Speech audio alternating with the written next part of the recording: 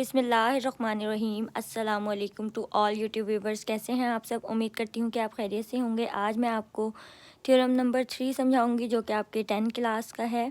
Theorem number 2 तक हमारा complete हो गया था। नेक्स्ट हमारे पास थ्योरम नंबर 3 है। आपकी 10th क्लास का क्वेश्चन जो थ्योरम 3 है उसकी स्टेटमेंट को रीड कर लेते हैं, लेकिन उससे पहले मैं आपसे रिक्वेस्ट करती हूँ कि मेरे चैनल को लाइक कर दें, सब्सक्राइब कर दें और अपने फ्रेंड्स के साथ भी शेयर कर लें।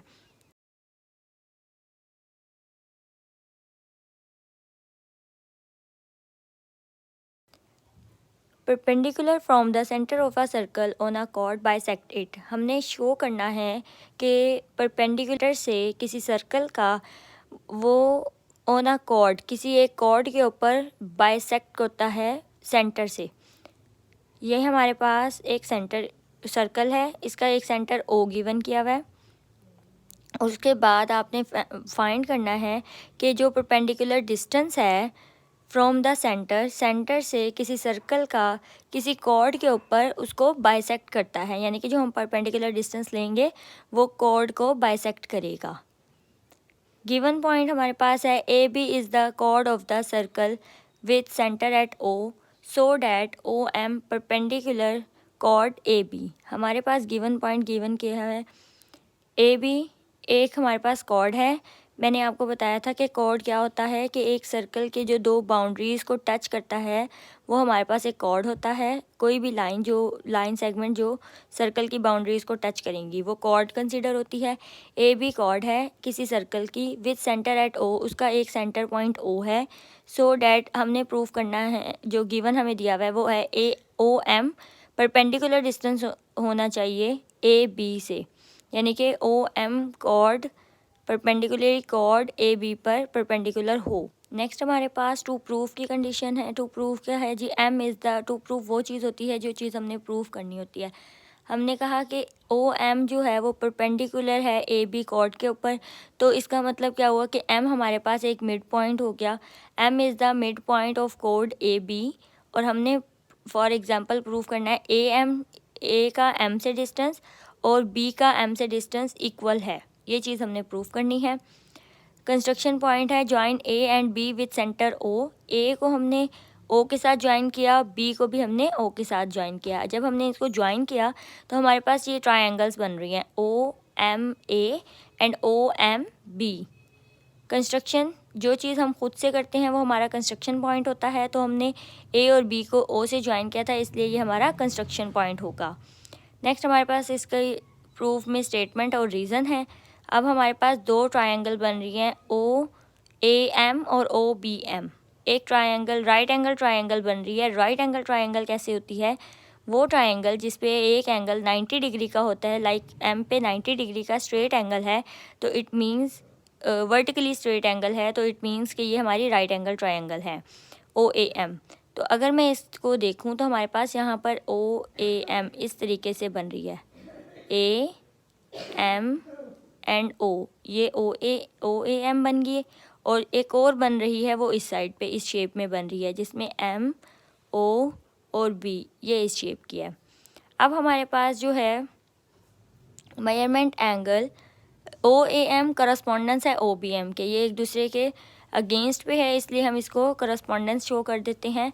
Measurement angle O M A is equal to measurement angle O M B is equal to 90 degree. हमने देखा कि 90 डिग्री पे जो एंगल बन रहा है वो 90 डिग्री का एंगल है जो कि वर्टिकली स्ट्रेट है।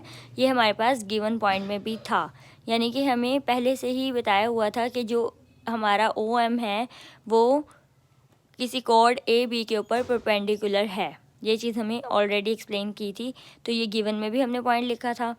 अब अगर हम देखें hypotenuse O measurement O A is equal to hypotenuse measurement O B. O का ए से डिफरेंस और ओ का बी से डिफरेंस अगर हम देखें तो वो हमारे पास इक्वल है, क्योंकि ये हमारे हाइपोटेनस बन रहे हैं। अगर मैं ये वाली एक ट्रायंगल लेती हूँ ना, तो इसमें हमारे पास ये बेस कंसीडर होगा, ये परपेंडिकुलर कंसीडर होगा और ये वाला हाइपोटेनस कंसीडर होगा। सेम एज इट इज ओ ए हमारा हाइपोटेनस है। सेम एज इट इज अगर हम यहाँ पे लिखें तो ये परपेंडिकुलर और यहाँ पे बेस और ये वाली चीज़ जो होगी ये हाइपोटेनस कंसीडर होती है। अब हमारे पास ये OA और OB हाइपोटेनस है जो कि 90 डिग्री के एंगल से है। आगे हमने चेक किया step OA is equal to OB radii of the same circle. ये हमारा एक सेम सर्कल था। O का A से डिफरेंस ले लें, O का B से ले लें। अगर मैं O पे यहाँ पे कोई पॉइंट C भी ड्रॉ कर लेती हूँ तो उसका इक्वल ही डिस्टेंस होगा क्योंकि ये रेडियस पे है और रेडियस पे हमारे पास 2 रेडियस आ रहे हैं। O का A से O का B से 2 रेडियस हैं, इसलिए हमने इसको लिखा radii of the same circle. अब अगर हम इसको चेक करें तो OM is equal to OM, यानी कि इस वाली जो ट्रायंगल है, राइट एंगल ट्रायंगल, और इस वाले ट्रायंगल में दोनों OM कॉमन पॉइंट है, तो इसको हमने कॉमन कर दिया। उसके बाद हम देखें ट्रायंगल OAM कॉन्ग्रेंट है OBM के। किस तरीके से कॉन्ग्रेंट है? क्योंकि इसकी हाइपोटेनियस साइड जो है वो इक्वल है। तो इसकी जो रीज़न आएगी उसमें ये लिखेंगे in right angle triangle hypotenuse side congruent है हाइपोटेनियस साइड, HS पोस्टुलेट इसको हम कहते हैं।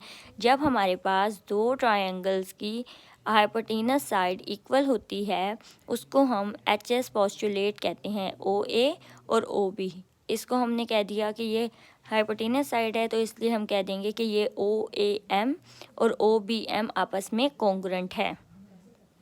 जब हमारे पास ये कॉन्ग्रुएंट है तो इट मीन्स कि इसकी ये जो साइड है A का M से डिफरेंस और M का B से डिफरेंस जो है वो इक्वल होगा, और ये हमारी कॉन्ग्रुएंट ट्रायंगल्स की करस्पॉन्डिंग साइड्स हैं क्योंकि AM BM एक ही साइड पे है, इस वजह से इसको करस्पॉन्डिंग साइड्स कंसीडर करते हैं। Hence AM line segment is equal to BM corresponding sides of the congruent triangle.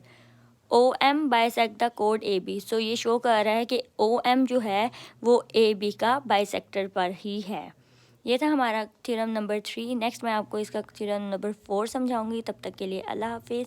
मुझे दुआओं में याद रखिएगा और बेल आइकन को प्रेस कर लें, सब्सक्राइब के बटन को चेक कर दें। अल्लाह हाफिज़।